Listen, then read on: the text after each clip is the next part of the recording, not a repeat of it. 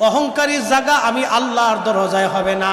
এই জন্য টাকার অহংকার করা যাবে না, ক্ষমতার অহংকার করা যাবে না, সম্পদের অহংকার করা যাবে না, জনপ্রিয়তার অহংকার করা যাবে না, এলেমের অহংকার করা যাবে না, ধনের অহংকার করা যাবে না, সন্তানের অহংকার করা যাবে না, জাগা জমির অহংকার করা যাবে না।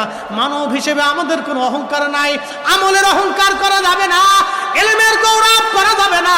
আমরা মানুষ, আমাদের কোনো অহংকার নাই। অহংকার একমাত্র আল্লাহর। অহংকার কার? আদম সফিল্লাহ অহংকার করলো, আল্লাহর সাথে তর্ক করলো। আল্লাহ রাব্বুল আলামিন বলেন, দূর হয়ে যা, বিতাড়িত হয়ে যা, আমি আল্লাহর দরজায় আর তোর কোনো জায়গা নাই। তার মানে আজাজিল যা করলো আমাদের উল্টা তাই করা লাগবে। আজাজিল অহংকার করলো, সেজদা দিল না, আমাদেরকে সেজদা দেওয়া লাগবে আর আল্লাহর দরবারে মাপ চাইতে হবে। আমরা যখন সেজদা দিব, আল্লাহর দরবারে মাপ চাবো,